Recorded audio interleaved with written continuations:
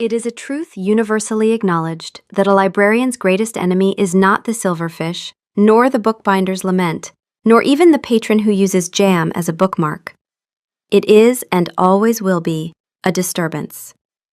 Violet Page considered the disturbance currently occupying aisle 3 of the Royal Archives section on pre-packed legal precedents. The disturbance was 6'3", built like a battering ram with shoulders, and was currently fast asleep on a pile of discarded request slips. The disturbance was also King Adam Severin, alpha of the Mooncrest Pack, and the single most important person within 500 miles who could not, apparently, locate a bed. She sighed. The sound was utterly silent, a private puff of air in the magically dampened quiet of the archives. This was the third time this week. The first time, she'd assumed he was meditating, or possibly dead. She'd crept closer, her soft-soled slippers making no sound on the marble, and noted the slow, steady rise and fall of his chest. The lines of exhaustion carved around his eyes were deeper than the engravings on the founder's statue in the main hall. He looked less like a king and more like a man who had been wrestling paperwork and losing badly. Her wolf, a quiet, scholarly creature that mostly concerned itself with cataloging scents and opinions, had offered a single, unhelpful observation. He is very large and very tired. Thank you, Captain Obvious. Her wolf had added nothing further, which was unusual. Normally it had a follow-up comment, some additional, unwelcome editorial. The silence felt like it was thinking, and when her wolf was thinking, Violet had learned to be nervous, feeling a bizarre and unwelcome surge of something, pity perhaps, or the instinct to tidy up a mess, or the deeply ingrained librarian's horror of seeing a human being use archival documents as bedding. She had retrieved a cashmere throw from the reading nook, one usually reserved for doddering elders with poor circulation. She draped it over his shoulders, her fingers brushing the worn leather of his jerkin. She'd tugged it a little higher, tucking it around his neck the way her mother used to tuck blankets around her when she was small and couldn't sleep, back when her body was just her body and hadn't yet become the thing she negotiated with every mirror. He hadn't stirred. Then she had retreated to her desk and pretended to be intensely interested in a treatise on 14th century crop rotation until he was gone, leaving the blanket folded neatly on a chair. Now he was back. This time he'd managed to slump into a wingback chair that was comically too small for him, his head lolling at an angle that promised a neckache of historic proportions. A thick stack of documents regarding the Granite Peak Treaty, the one the entire kingdom had been holding its breath over for 3 months, the one that had turned the council chambers into a shouting match every Tuesday and Thursday, lay scattered at his feet, one page curling forlornly around his boot. He'd lost the fight with consciousness mid-sentence, it seemed. She could see the ink trailing off the edge of one document where his pen had kept moving for a full inch after his brain had surrendered. She considered this. Her job description, which she had written herself twice because the first version was insufficiently firm about the food in the reading room policy, included maintaining a quiet and orderly environment conducive to study. A slumbering monarch was technically quiet, but he was profoundly disorderly. He disrupted the feng shui of the entire section. He disrupted her focus.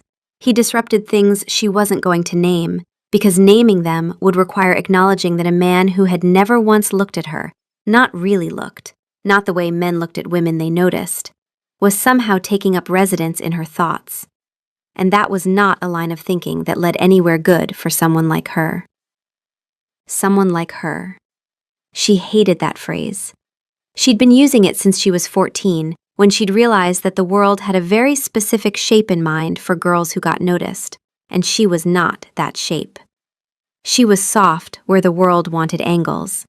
She was round where the world wanted edges. She was the girl who got told she had such a pretty face by aunts who meant it as a consolation prize, and who got invited to every gathering but never asked to dance, and who had long ago learned to make herself useful so that her presence would be justified by function rather than by the thing she could not be. She was liked. She had always been liked. That was the cruelest part. People genuinely enjoyed her company. They sought her out for advice, for conversation, for the pleasure of her dry humor and her sharp mind. They brought her biscuits and remembered her birthday and told her their secrets. They just didn't want her. Not like that. Never like that. And she had built an entire life in the gap between being liked and being wanted. And she had furnished it with books and competence and a quiet pride in her work. And most days the gap didn't ache at all. Most days. The angle of his neck was going to cause a diplomatic incident. With the grim determination of someone shelving an oversized atlas, she retrieved a plump velvet cushion from the Dowager Queen's favorite chaise lounge. She padded over, her heart doing a strange, frantic tap dance against her ribs. She held her breath, sliding the pillow carefully behind his head. His brow, which had been furrowed even in sleep, smoothed out. A low sound rumbled in his chest, a soft, gravelly purr of contentment that vibrated through the floor and up through the soles of her slippers. It was the most undignified sound she had ever heard an Alpha King make. It was also, alarmingly, the most endearing. She retreated faster this time, hiding behind a towering stack of books on heraldry. She stayed there, peering through a gap between the lineage of Blackwood and the crests of the Vale, for 23 minutes. She counted. His beta, Marcus Vance, came to find him. Marcus, a man who looked permanently frazzled in a way that suggested frazzlement was not a condition but a personality trait, took in the scene, the king asleep, the pillow, the blanket from the other day still draped over the chair, and his eyes widened. They flicked to Violet's desk, then back to the king. He didn't say a word. He just gently shook his king awake, gathered the treaty documents, and guided the groggy Alpha out of the library, leaving the pillow and the blanket behind. Violet waited until they were long gone before she emerged. She picked up the pillow. It was warm. It smelled of ozone and trouble and not enough sleep. She shoved the pillow back onto the chaise. It was just a pillow. It was just a king. It was just a disturbance.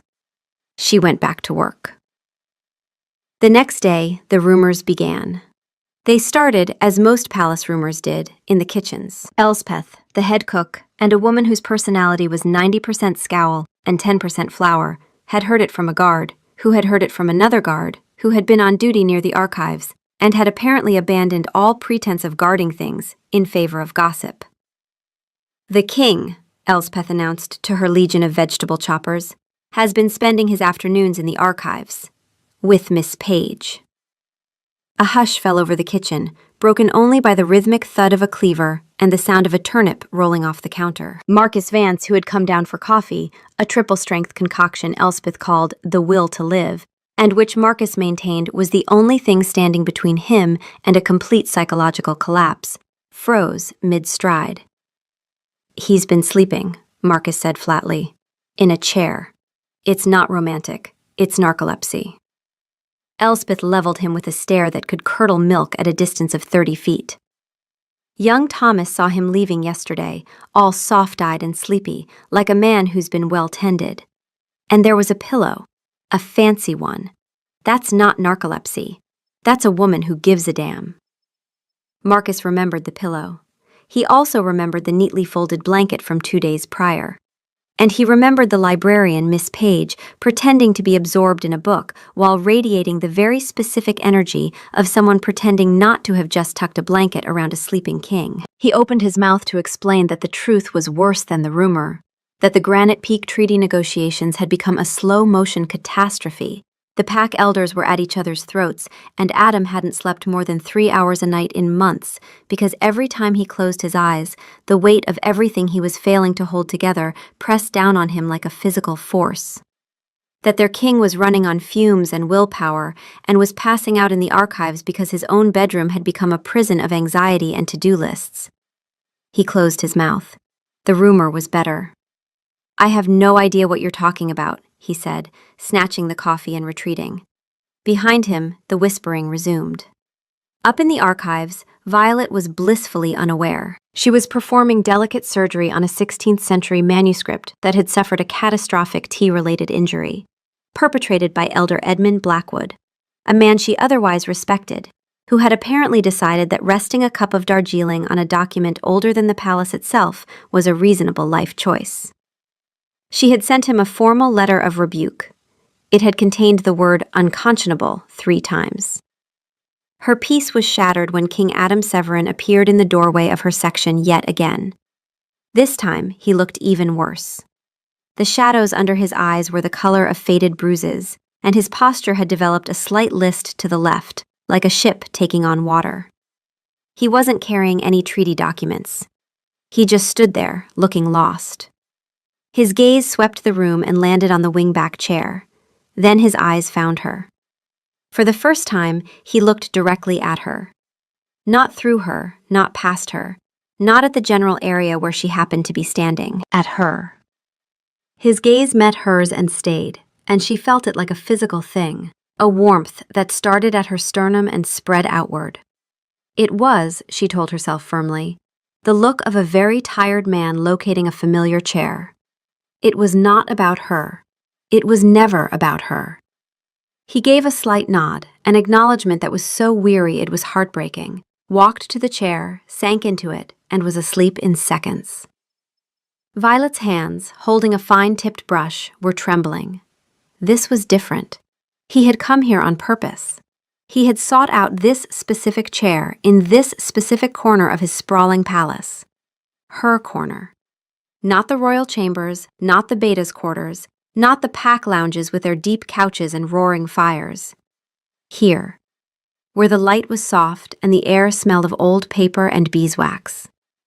Her defense mechanism, the one she had spent a lifetime perfecting, the one that said, "You are safest when you expect nothing," kicked in hard. He's here for the quiet, not for you. Don't be stupid. But she couldn't stop looking at his face. He looked like a man carrying something too heavy for one person, and the carrying was destroying him, and no one was helping, and he hadn't asked anyone to help because kings don't ask. She thought of the moon petal vines in the forgotten greenhouse, the ones her predecessor, old Mrs. Hartley, had told her about during her first week. For the hard days, dear, when the world is too loud and won't shut up. She put down her brush. She went to the greenhouse. She gathered the silvery leaves. She brewed the tea in the small samovar she kept at her desk. She poured it into a porcelain cup from the set her mother had given her when she'd gotten the position, the set she never used, because she'd never had anyone to use it for. The thought arrived, unexpected. She had never had anyone to use it for. She placed the cup, along with a small pot of honey and a silver spoon, on the table beside his chair. His breathing was deep and even. He hadn't moved. It was just tea, a simple, humane gesture, the kind of thing Mrs. Hartley would have done, the kind of thing Violet always did.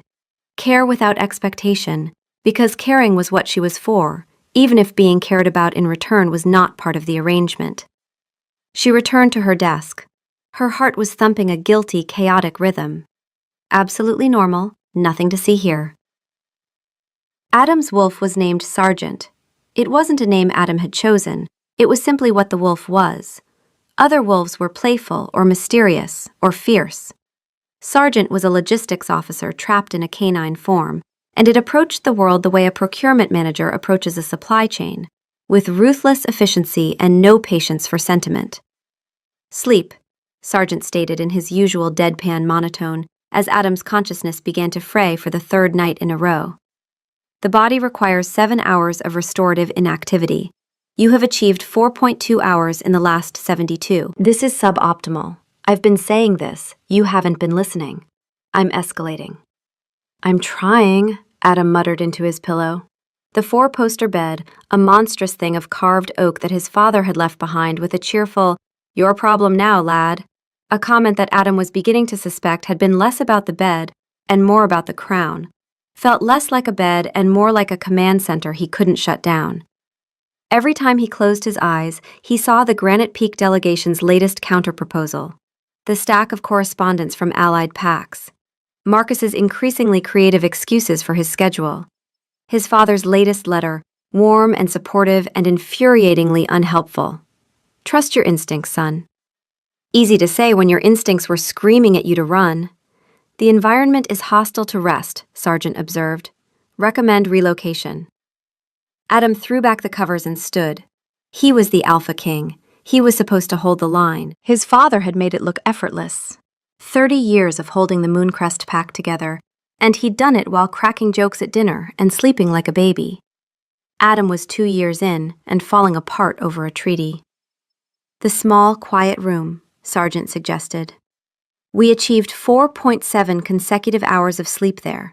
That is the highest recorded value this quarter. The librarian. He barely knew her name. Page. Violet Page. An Omega, quiet and self-contained, who seemed to know exactly where everything was and had opinions about all of it. He remembered the blanket she'd put on him, the perfect placement of the pillow. Small kindnesses, offered without expectation, without fawning, without the desperate eagerness he'd grown so tired of. She hadn't tried to wake him, or flirt with him, or ask him for anything. She had simply seen a tired man and given him a blanket. The economy of it was remarkable. He pulled on a simple tunic and breeches. He made his way through the sleeping palace like a thief. The archives were silent. The wingback chair was there. The pillow was plumped and waiting. He sank into it. The quiet washed over him. Better, Sargent stated. Probability of rest? Up 47%. He closed his eyes. Sleep took him like a gentle tide. He woke to the scent of moonlight and earth. A cup of tea sat on the table beside him, still warm. The porcelain was fine, delicate, not the heavy stoneware of the palace kitchens. Someone's good china. He sat up, feeling more whole than he had in weeks. He took a sip. The flavor was subtle, calming. It tasted like rest. It tasted like someone giving a damn. She was at her desk, her back to him, her head bent over a large book. Her brown hair was pinned up in a simple knot, and the morning light caught the curve of her neck and the soft roundness of her shoulders. She hadn't looked at him, hadn't acknowledged him, but he knew she was aware of him. He could feel it. He should say something. Thank her. But what? Thank you for enabling my public narcolepsy? I find I can only sleep near you, which is alarming and inconvenient. He drank the rest of the tea. When Marcus came to fetch him, Adam felt a strange reluctance to leave. He placed the empty cup back on the table. He looked at the back of her head. Thank you, he said, his voice rough. She didn't turn around, but he saw her shoulders stiffen slightly. A small nod. As they walked away, Marcus hissed, The entire palace thinks you're having a clandestine affair with the librarian. Adam stopped. He looked back down the long hall. He thought of the blanket, the pillow, the tea. Do they? He said. Interesting. The situation had become untenable. Violet's quiet corner was no longer quiet. Maids dusted the same bookshelf 4 times an hour. Guards slowed their patrols to a crawl. The kitchen boy who delivered her lunch tray, previously a wordless transaction involving soup and a bread roll, now lingered. Nice weather, he said, craning his neck to look at the wingback chair. It's raining, Violet said. Nice rain, he amended.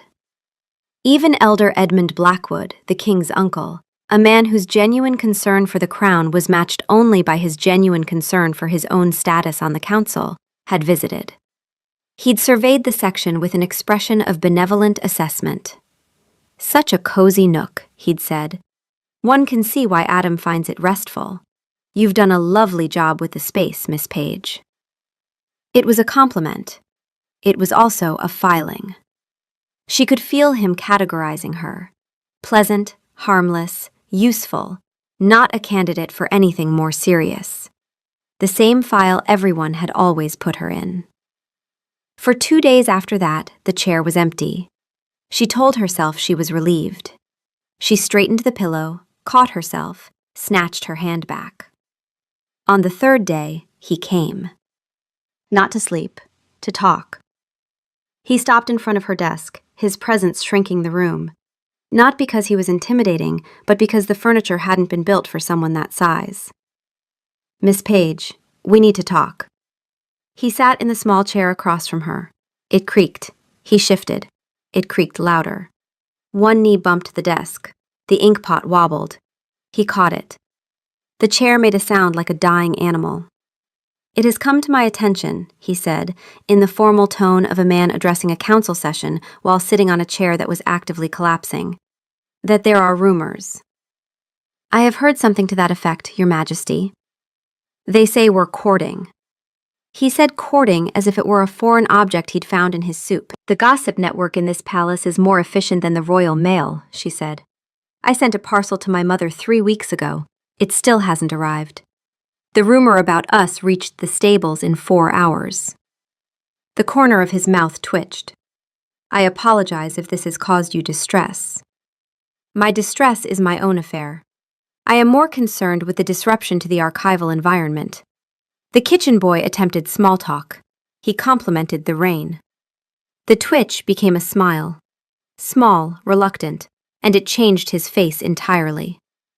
"The blankets," he said. "The pillow, the tea. You've been very kind. I was ensuring library quiet. A sleeping king is less disruptive than a pacing one."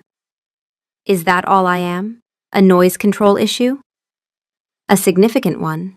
I'm considering installing a dedicated napping area with reinforced furniture." A silence settled, the kind that has weight. He broke it. "Should I stop coming?" She looked at him. "Should I stop leaving the tea?" "No," he said, quick, definite. It landed harder than it should have. "Please don't stop." Then, quieter, could I come back tomorrow? Not to sleep, just to talk?" Her heart did something dangerous. She crushed it immediately. He was lonely. He was exhausted. He wanted human contact that didn't come with an agenda. She was convenient. She was always convenient. But his eyes were sincere, and he was asking, not assuming. And in 25 years of being liked by everyone and wanted by no one, nobody had ever asked if they could come back just to talk to her. "Tomorrow," she said. "Bring your own tea." He came back. He brought tea. It was terrible. Some kind of herbal nightmare he'd found in the palace pantry that tasted like boiled shoes. She took one sip, set the cup down with great precision, and said, "This is an act of war against the concept of beverages." He laughed so hard the chair creaked. "My tea-making skills are limited," he admitted. "Your tea-making skills are criminal. I'm filing a formal complaint with myself." She pushed her own cup toward him, moon petal, properly brewed. "Drink this. We will never speak of what you brought again." He drank. The tension in his shoulders loosened. And then he asked her something no one in the palace had ever asked her. "How did you end up here?" Not here meaning the archives.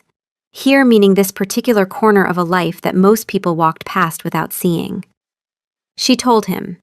Not the official version, graduated with honors, apprenticed under Mrs. Hartley, inherited the position. The real version. How she'd been the kid who couldn't make friends with other kids, but could make friends with books. How she'd discovered, at 11, that the inside of a library was the one place where nobody expected her to be anything other than what she was. How Mrs. Hartley had been the first person to say, "You're very good at this," and mean it as a complete sentence, not as the first half of a sentence that ended with, "but." She didn't tell him about the but. She didn't need to.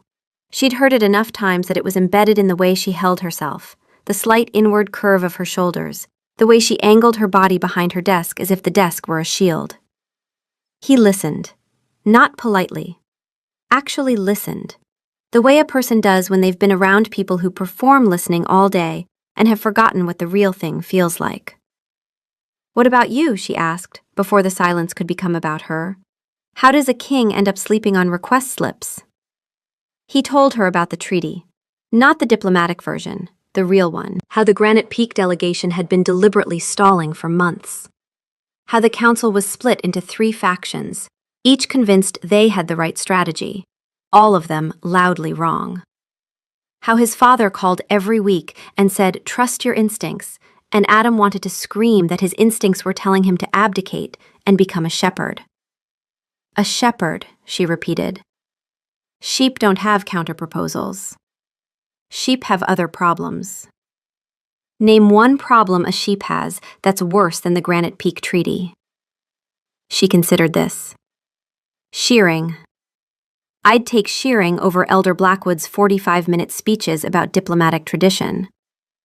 Your uncle does enjoy the sound of his own voice. My uncle enjoys the sound of his own voice the way other people enjoy food. It sustains him. He'd die without it. She laughed. It was a real laugh, not the careful, contained thing she usually produced in public. A sound that escaped before she could catch it, bright and unguarded. She saw his eyes change when he heard it. Something shifted in his expression, a flicker of surprise and warmth, as if he'd been handed something unexpected and valuable. She looked away, adjusted a book on her desk, straightened a pen. This was the dangerous part, the conversations, the laughing, the slow, treacherous erosion of the wall she had built between being liked and being wanted. He liked her. Of course he did. Everyone liked her. She was easy to like. She was funny and smart and warm, and she made people comfortable. That was what she did. It was her function.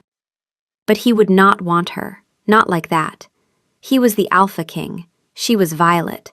Soft in all the wrong places, quiet in all the right ones, and very good at making herself useful so people wouldn't notice that she was also alone. He came back the next day, and the next, and the next. The conversations became a ritual. He would arrive in the late afternoon, after his last council session, carrying documents he pretended to need from the archives, and a weariness that he stopped pretending wasn't there. She would have tea waiting, the good tea, from the samovar, in the porcelain cups. He would sit in the wingback chair. She would sit at her desk, turned to face him, and they would talk. On the second day, he arrived with a document he claimed to need cross-referenced. She glanced at it. This is a menu from last Thursday's state dinner. He looked at it. Ah. You didn't even try. I panicked. It was on top of the pile on my desk. You could have at least brought a treaty. I would have believed a treaty. I'll do better tomorrow. You will. I'm setting standards for pretexts now. They must be at least plausible. On the third day, he brought an actual document, a land survey from 1463 that he had clearly selected at random. She examined it. This is upside down. Is it? You're holding a map of the Northern Territories with South at the top. Either the cartographer was having a very bad day, or you grabbed this off a shelf without looking. The cartographer was innovative. The cartographer was drunk. I've repaired this document. There are wine stains on page 4. He looked at her with an expression of exaggerated betrayal. You've destroyed my cover story. Your cover story was already dead. I'm just performing the autopsy. They talked about the treaty, which she understood with a sharpness that startled him. You're treating this as a negotiation, she said one afternoon, tapping the counter-proposal. It's not. They're stalling. The question is why. My counsel thinks they're negotiating in bad faith. Your counsel is half right. They're negotiating in bad faith, but they're also scared. Look at the language here. This clause is a stalling tactic, but this one, she tapped lower, is a tell. They're worried about the reversion timeline. They keep referencing it without addressing it directly. That's not strategy. That's anxiety. He stared at her. You read diplomatic counterproposals the way other people read novels. Novels are less predictable. Diplomatic language has about 7 moves. This one is using 4 of them badly. They talked about his father, who had retired to the countryside and was waging a passionate one-man war against aphids. He sends me letters about his roses, Adam said. Detailed letters, with diagrams. Meanwhile, the eastern border is destabilizing. Perhaps the roses are a metaphor. The roses are not a metaphor. They are literal roses. He has named them. He named his roses? He named his roses. There is a rose called Margaret after my mother, and a rose called the Council, which he says requires constant pruning and never does what he wants. I think the roses might be a metaphor. I refuse to accept this. One afternoon, she was telling him about the worst patron she'd ever dealt with, a visiting scholar who had attempted to remove pages from a 14th century codex with a pocket knife. "What did you do?" Adam asked. "I confiscated the knife." "And the scholar?" "I confiscated the scholar. He's banned. His name is on a list. I maintain the list personally." "How many people are on the list?" 17. Your uncle is number 12. He's on probation for the Darjeeling incident." "My uncle is on a banned list in the Royal Archives?" "Probationary. He can return supervised. He is not permitted to bring beverages." Adam was quiet for a moment. "Can I see the list?"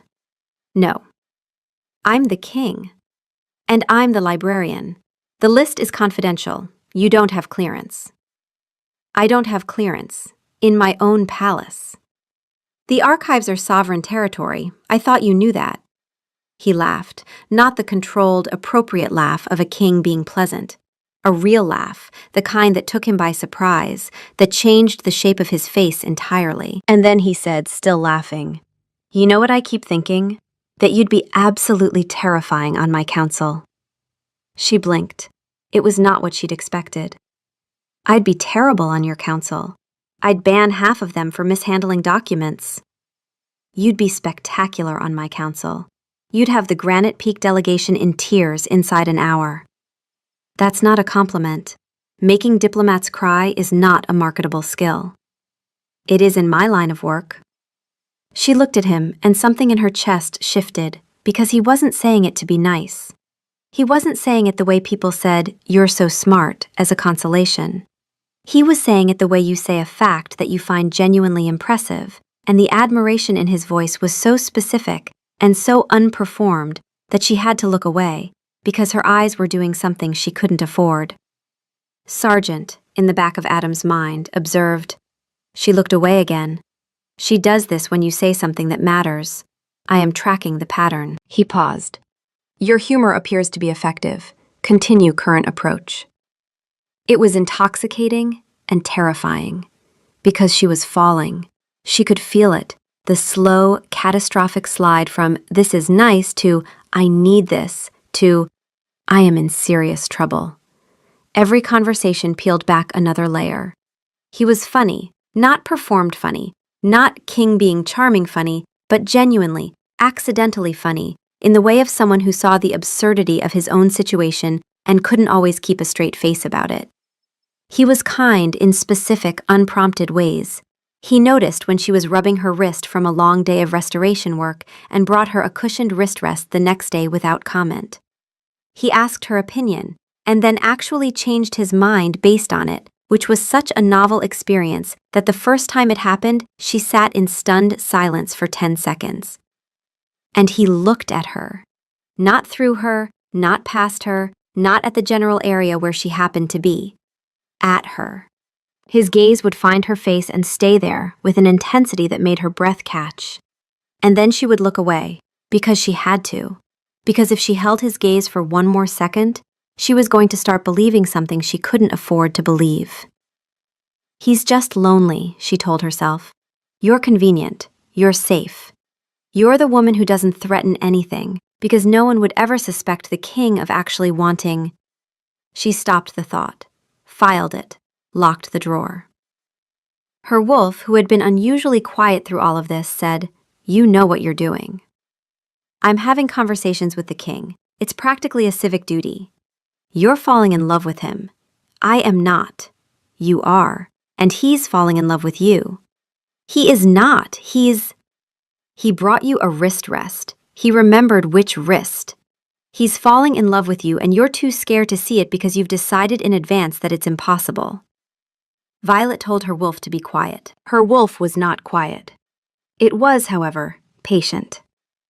The moment it changed, the specific, identifiable moment, was a Thursday. They were discussing the Granite Peak Treaty's reversion clause, a piece of legal language so dense that Adam's eyes had glazed over 3 times trying to read it. Violet had taken the document, scanned it in under a minute, and explained it to him in 2 sentences. The mineral rights revert if they miss 2 consecutive tribute payments, she said. They're already 18 months behind. You don't need to negotiate. You've already won. You just haven't noticed. He stared at her. He stared at the clause. He stared back at her. I signed this at 3 a.m., he said slowly. 3 months ago. Apparently, your 3 a.m. self is a better negotiator than your conscious self. I recommend more napping. Violet, this changes everything. I've been fighting for 3 months over something I already secured. In your sleep, effectively. It's very on brand. He stood up, the chair creaked. He took 2 steps toward her desk and stopped. And the look on his face was something she had never seen directed at her in her entire life. It was not gratitude. It was not friendliness. It was not the warm, pleasant appreciation of a person who liked her. It was awe. It was hunger. It was the look of a man seeing something clearly for the first time and being knocked sideways by it. You, he said, and his voice was rough and strange, are extraordinary.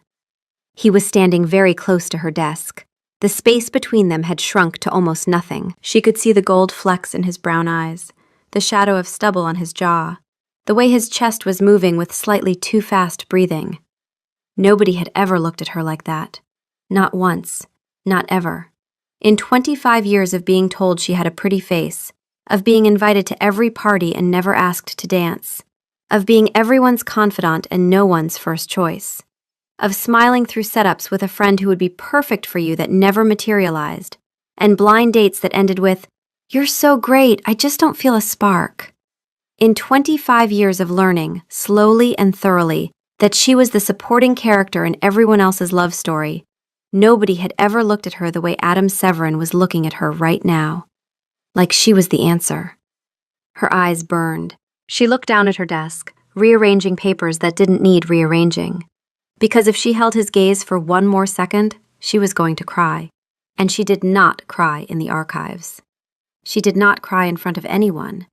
She especially did not cry in front of the man she was in love with, who was probably just overwhelmed and grateful and would realize tomorrow that she was just Violet, just the librarian, just the soft, round, convenient woman who happened to be there when he needed someone. Violet? His voice was gentle, confused. It's nothing, she said briskly. You should take this to the council immediately. The reversion clause is your leverage. You'll want to... Violet. He reached across the desk. His hand covered hers. It was warm and large and very still. Why are you crying? I'm not crying. I have dust in my eye. This is an archive. There is a significant amount of dust. You're crying. It's the dust. He came around the desk. He crouched down next to her chair, which put his face level with hers, and he was too close, much too close. And his hand was still on hers, and his eyes were searching her face with an expression of such tender bewilderment that it broke something inside her. Tell me, he said. And because she was exhausted, and because the wall between being liked and being wanted had been cracking for weeks, and because his hand was warm and his eyes were kind, and he had noticed the right wrist, she told him. Not everything, not the whole history, just the small, essential truth. Nobody has ever looked at me the way you just looked at me, she said, and her voice was steady because she had practice at keeping her voice steady. I don't know what to do with it. The silence after was enormous. Violet, he said, and his voice sounded like it was coming from somewhere deep and honest and scared. I have been looking at you like that for 2 weeks. You keep looking away. Her breath caught. Because I'm scared, she said. The 2 most honest words she had ever spoken. He lifted his hand from hers and cupped her face, gently, the way you hold something precious. His thumb brushed her cheek, catching a tear she hadn't felt fall. I'm terrified, he said, in case that helps. She let out a sound that was half laugh, half sob. It helps a little. I don't know what I'm doing, he said. I'm a king who can't sleep and can't pour wine without staining the tablecloth.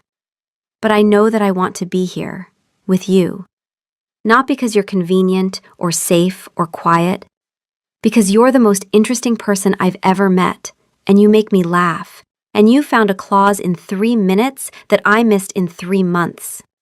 And when I'm near you, the noise in my head goes away. And that's not nothing, Violet. That's not convenience. He stopped. He seemed to be searching for the right word. Significant, she supplied. And her voice was shaky, but the corner of her mouth was doing something that wanted to be a smile. Significant, he agreed. Very significant. Possibly the most significant thing that has ever happened in this library. That's a high bar. A man was once murdered in the reference section. More significant than that.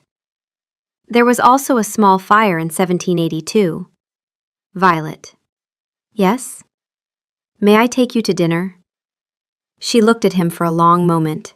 His hand was still on her face. His eyes were still terrified and hopeful and absolutely certain all at once. Dinner, she said. In a public, well-lit place. With food that does not come from a vending cart. And you must stay awake for the entire meal. Are you giving me conditions? I'm establishing terms for an evaluation. He grinned.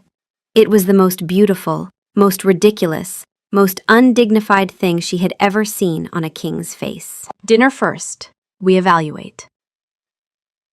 The dinner was, by any measure, a disaster. Adam had insisted on a private dining room with a view of the moon-drenched gardens. He had dismissed the servants. This meant he had to serve the wine. He managed to slosh a good portion of the expensive red vintage onto the pristine white tablecloth. He froze, horrified. I am so sorry. It adds character, she said.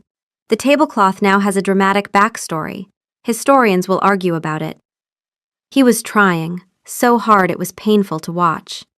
He was dressed simply, no crown, no insignia. He looked younger. He kept blinking, physically fighting his eyelids. He asked about her work with genuine curiosity.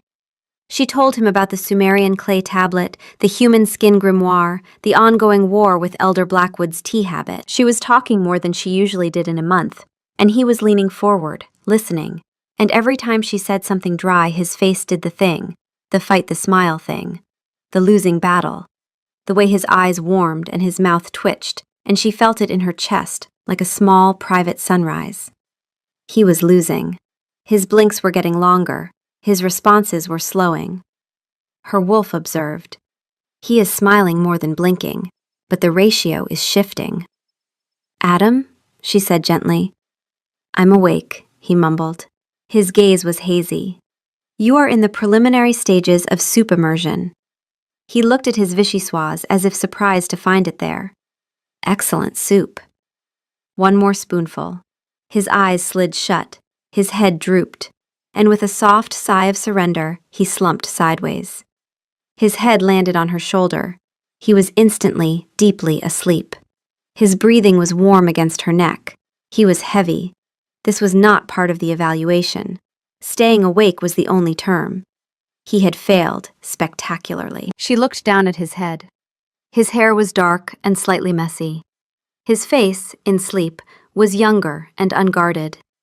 She was aware, suddenly and painfully, of her own body, the shoulder he was resting on, the softness of it, the way his head had settled into the curve of her neck as if it were designed to fit there. She had spent her whole life being self-conscious about the softness of her body, and here was a man who had chosen it as a pillow. Not a fancy pillow, not a decorative pillow. A pillow you actually used because it was the most comfortable thing in the room. Her wolf said, he aimed, he fell. He adjusted mid-fall. He aimed for you. She picked up her wine glass carefully. She produced a small book from her pocket. She opened it one-handed.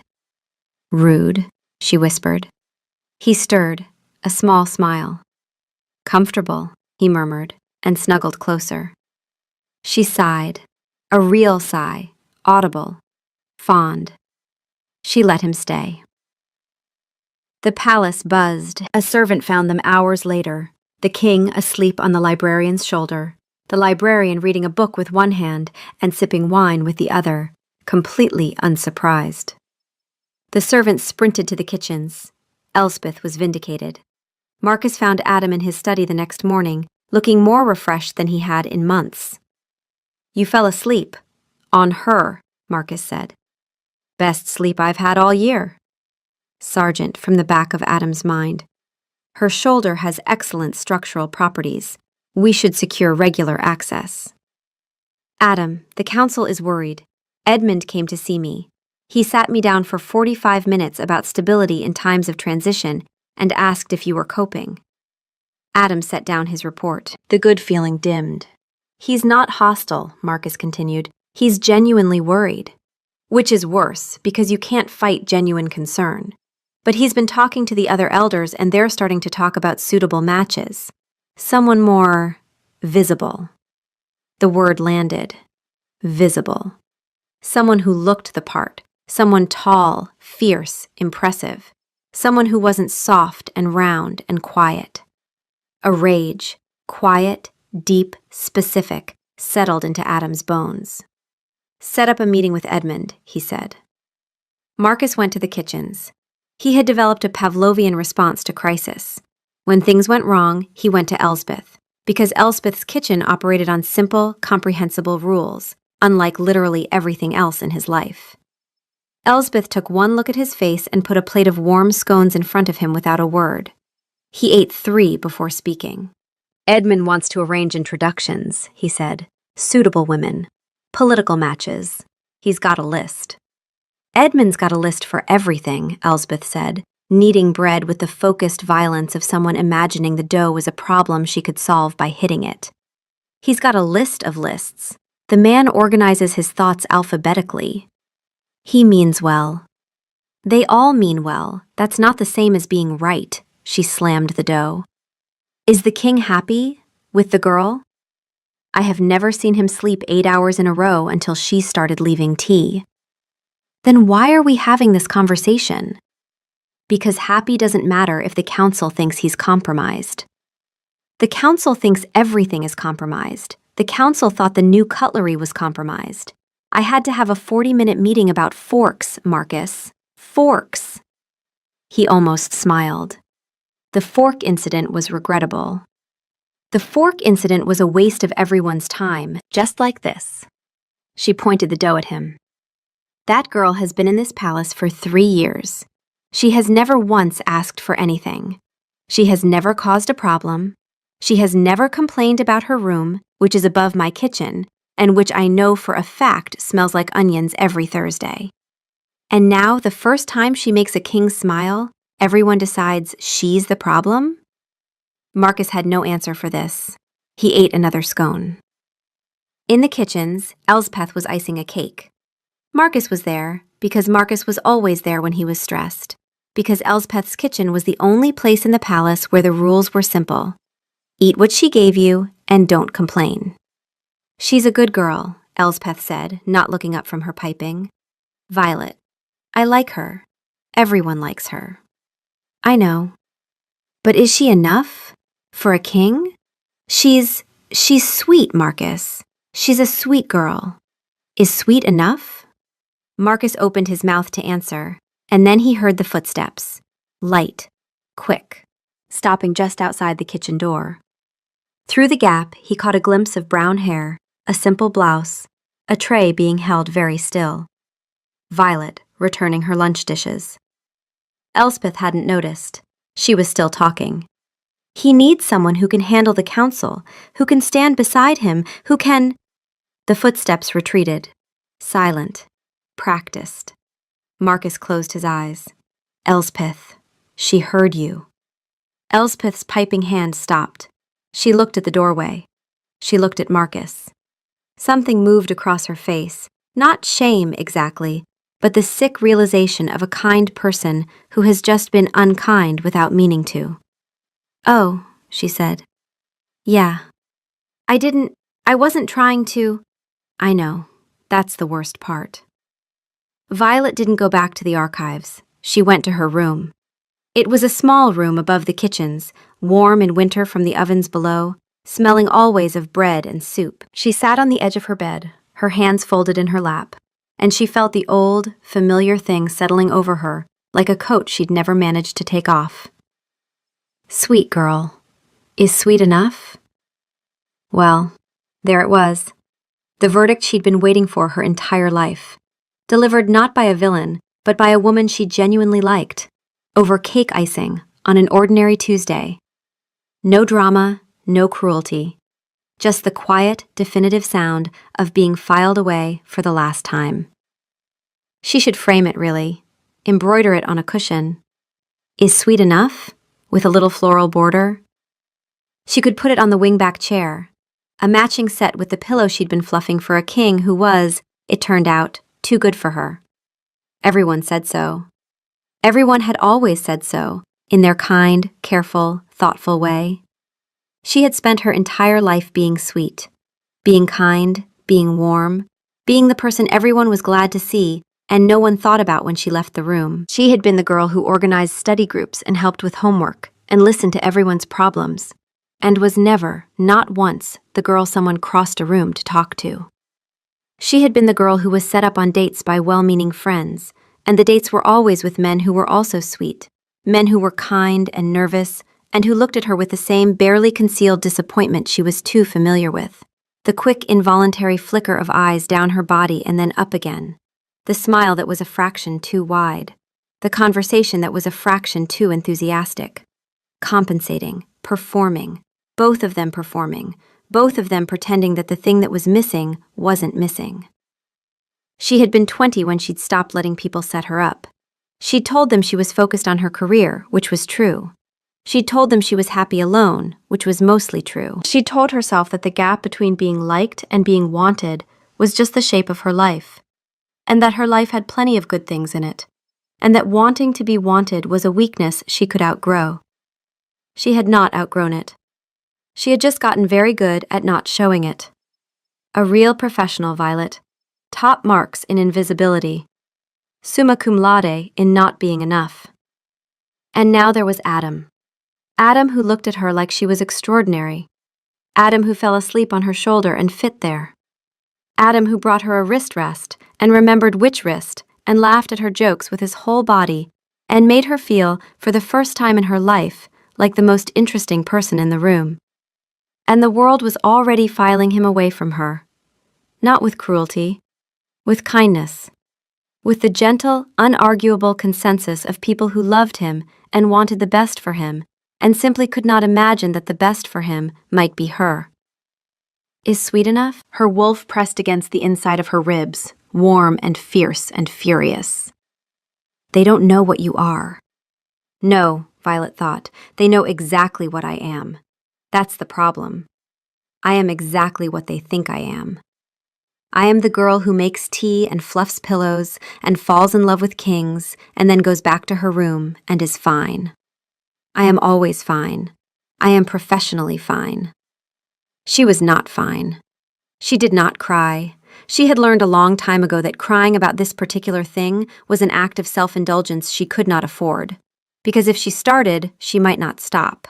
And she had books to mend and tea to brew and a life to get on with.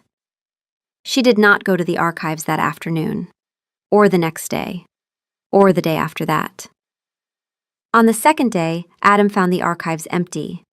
Her desk was neat, as always. The samovar was cold. The porcelain cups were washed and put away. The pillow on the wingback chair had been returned to the chaise lounge. The room felt wrong. The quiet was the wrong kind of quiet. Not peaceful, but hollow. Like a house after someone has moved out. Sargent said, "She is not here. This is a problem. I am concerned."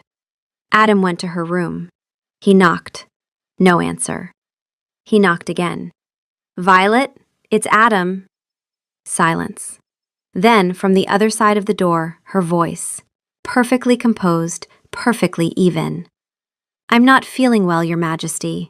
I'll return to work when I'm recovered." Your Majesty, not Adam. The distance in those two words hit him like a blow. "Violet, please. I need some time. Please." He stood outside her door for a long time, his hand flat against the wood, his forehead resting against it. Marcus found him there. "What happened?" Adam asked. Marcus told him. "The kitchen, Elspeth, sweet girl, is sweet enough." The footsteps retreating. Adam closed his eyes. The quiet rage in his bones turned into something bigger and more specific. Not at Elspeth, who was blunt but never cruel, but at the entire architecture of a world that had taught the most extraordinary woman he'd ever met that she wasn't enough. A world that saw her body before her brain, her softness before her steel, her silence before her strength, and decided, kindly, always kindly, that she was not the shape of a love story. "She's been hearing that her whole life," he said. It wasn't a question. Marcus didn't answer. He didn't need to. On the third day, Adam went to see his uncle. Edmund Blackwood was in his study, drinking the good tea, the Darjeeling that had been responsible for the destruction of the 16th century manuscript, and which he continued to drink without apparent remorse. "Adam, sit." "Tea?" "No." Adam didn't sit. "Uncle, I need you to hear me." Edmund set down his cup. "I know what you've been doing," Adam said. "I know you've been talking to the elders about suitable matches. I know you've been gently, thoughtfully, with the best possible intentions, trying to steer me away from Violet Page." Edmund's face was calm. "I have concerns, Adam. You know I love you. I want what's best. You don't know what's best for me. You think you do, but you don't, because you don't know her. I know she's a fine young woman."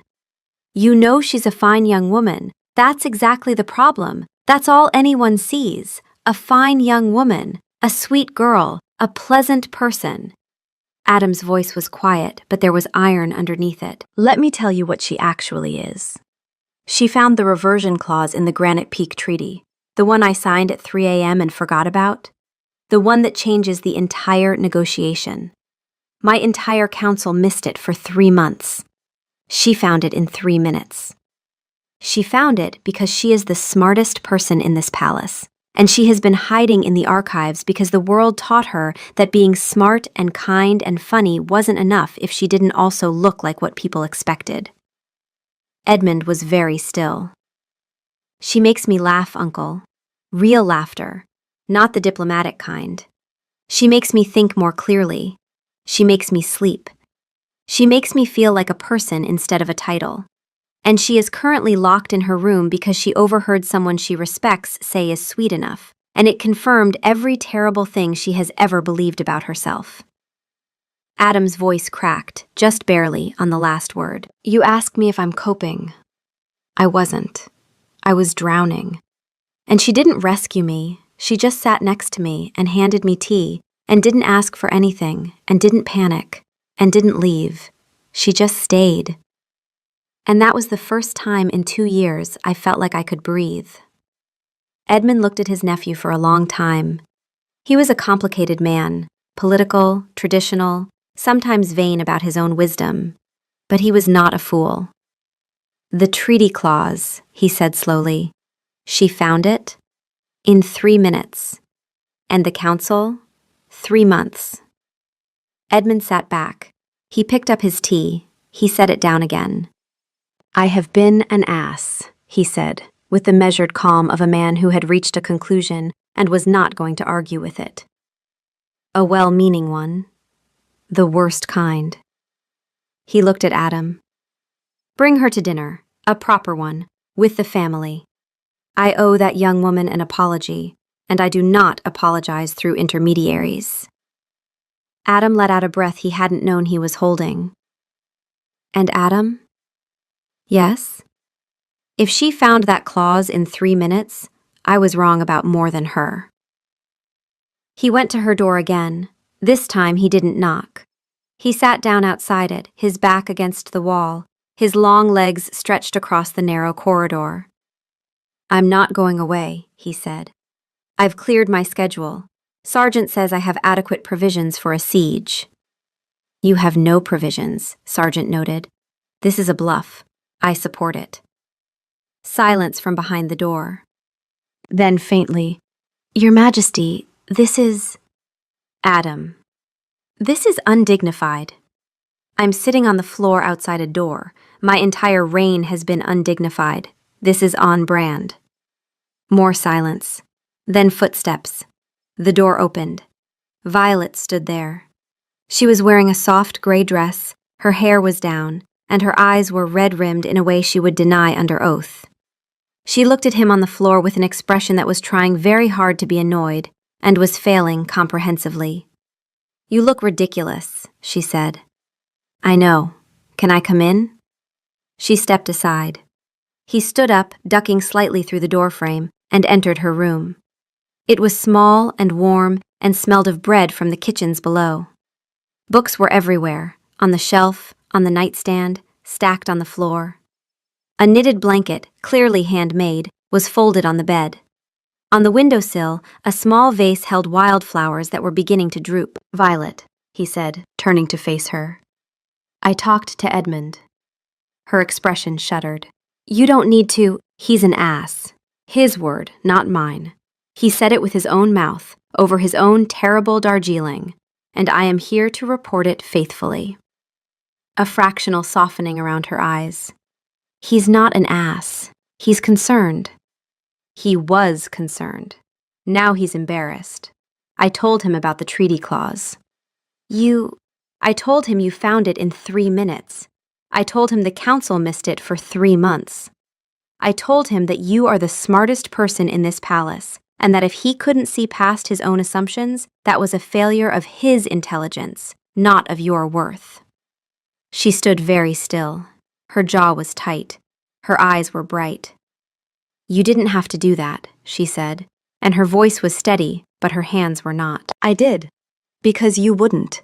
Because you have spent your entire life letting people file you away, and you are too good and too proud and too hurt to fight them on it. And someone has to, and I am volunteering. I don't need you to fight for me. I know, you don't need anyone to fight for you.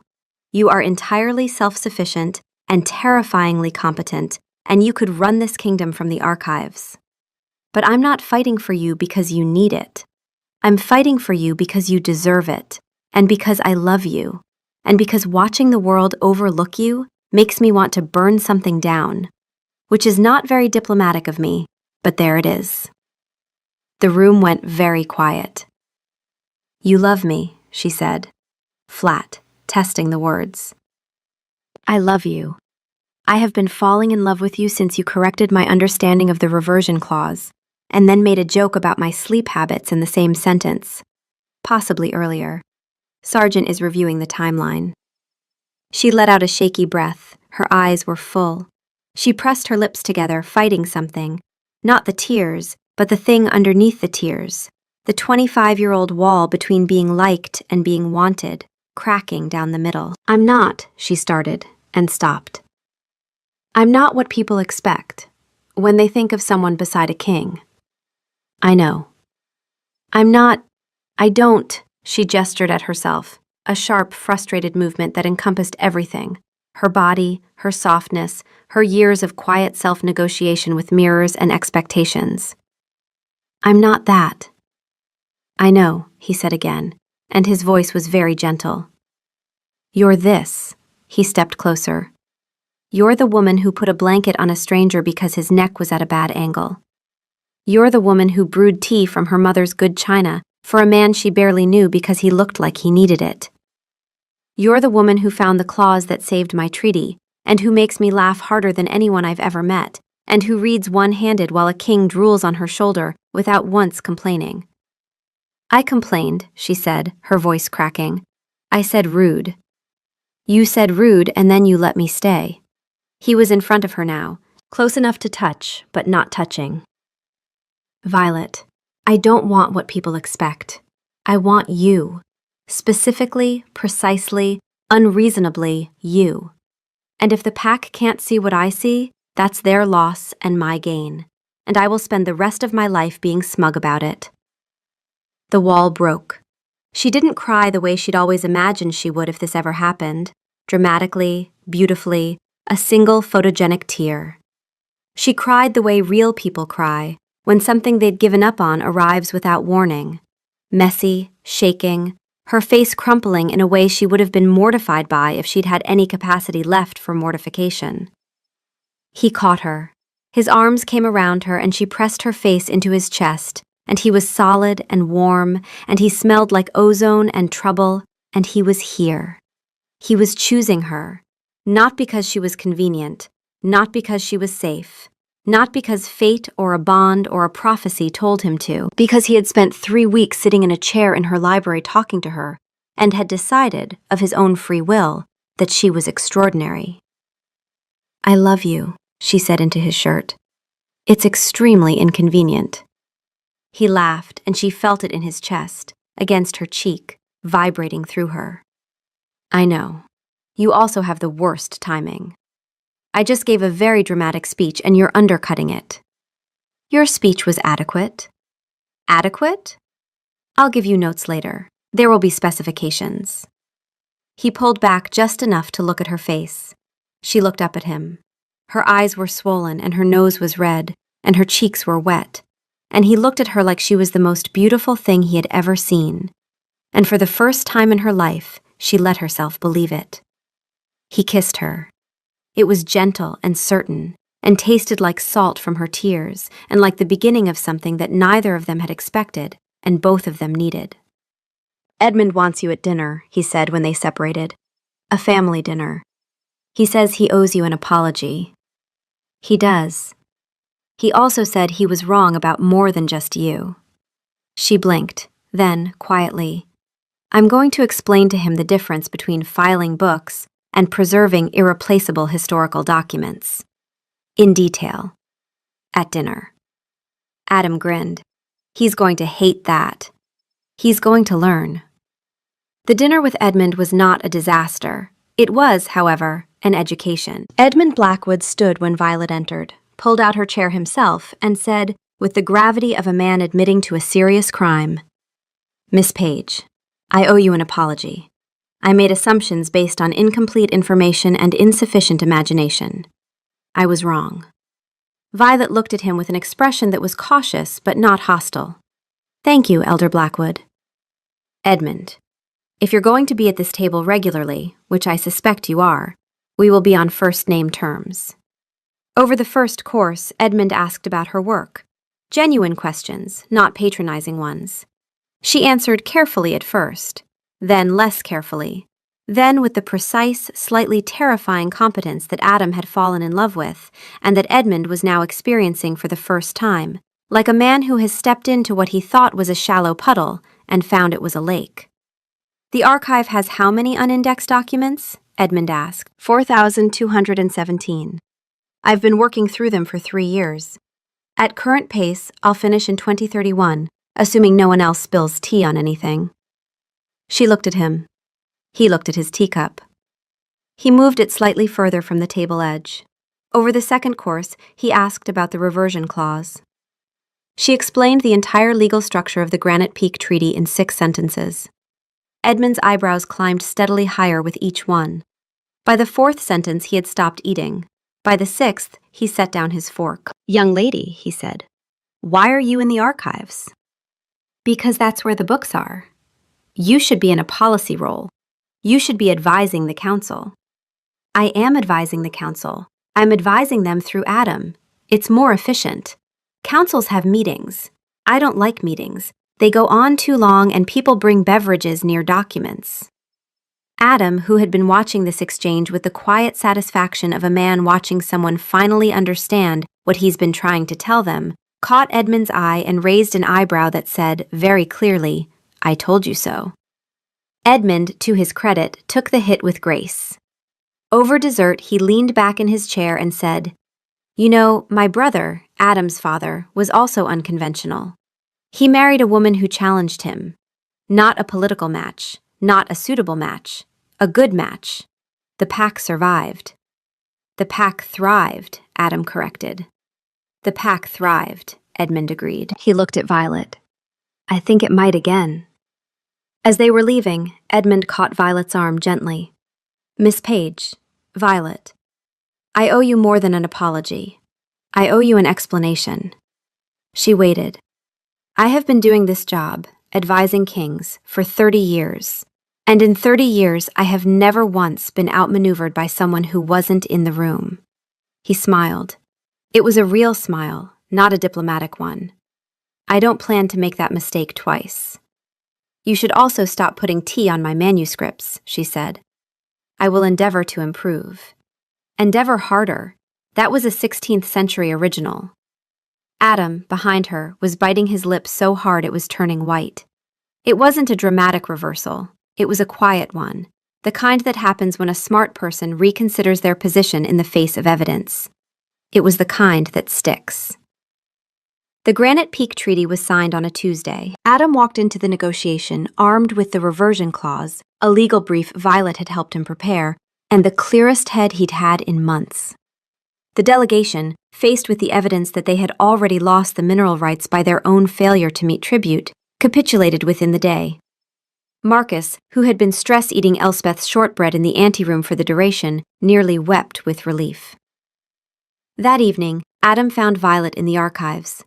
She was at her desk, mending a book, as if nothing extraordinary had happened. He set a rolled copy of the signed treaty on her desk.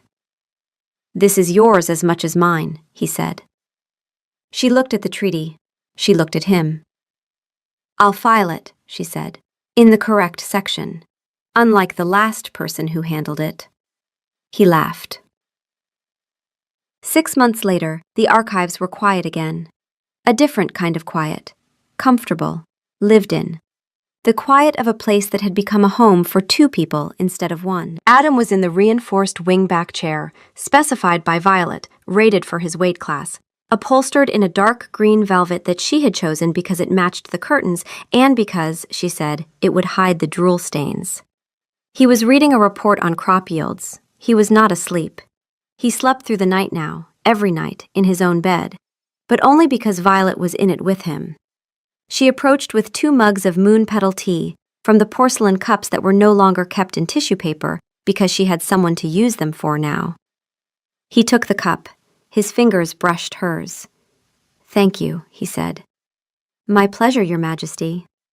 He tugged her hand, pulling her into his lap. She settled against his chest with a contented sigh. He made a sound that was suspiciously close to a purr. "I told you to stop calling me that. It's a bad habit, like leaving blankets for strange men in your workspace." "I wasn't a strange man. I was your king." "You were a strange man. You were unconscious on my request slips. That's strange by any metric." He chuckled. The sound vibrated through her. "Your operational efficiency has increased by 63% since this arrangement," Sargent informed him. "Sleep quality up by a factor of 4.1. Council meeting preparation time reduced by half. She is also warm. I approve." "Sargent approves of you," Adam told her. "Your wolf's approval is noted and appreciated." Sargent considered this. "Appreciation is an acceptable response." He paused. "She is also correct about the chair specifications. The structural integrity is vastly improved." Down in the kitchens, Marcus was watching Elsbeth ice a triple-layer chocolate cake that was, by any reasonable standard, a work of art. "Lemon chiffon would have been more appropriate for a formal ceremony," he said, because he had a death wish. Elsbeth looked at him with an expression that could strip paint. "If you make that woman eat lemon chiffon at her own ceremony, I will personally hide all your coffee for a month." "Just testing." "Test somewhere else, and taste this." She held out a fork loaded with chocolate ganache. He tasted it. It was transcendent. "You're a genius," he said. "I know. And I'm putting for the woman who is more than sweet enough on the cake card. And if you tell anyone I cried while writing it, I will end you."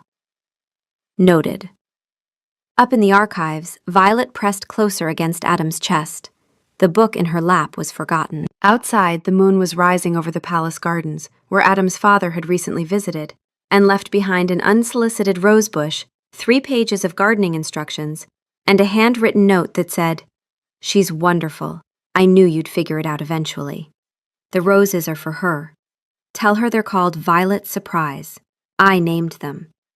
Your mother says I'm embarrassing, but I am not sorry." Violet had read the note, looked at the rose bush, and said, "Your father named a rose after me." "He names all his roses. Don't let it go to your head." "He named a rose after me and wrote instructions in 3 pages of cursive." "He writes everything in 3 pages of cursive. Last month, he sent me 3 pages of cursive about a beetle." She laughed against his chest. He tightened his arms around her. She fit there, perfectly, completely, in the soft, warm, specific way that was entirely her own, and that he loved with a fierceness that still surprised him every morning when he woke up and she was there. The disturbance had become the new order. The archives had never been more peaceful. And somewhere in the back of Adam's mind, Sargent was quietly, efficiently, contentedly filing everything in its proper place.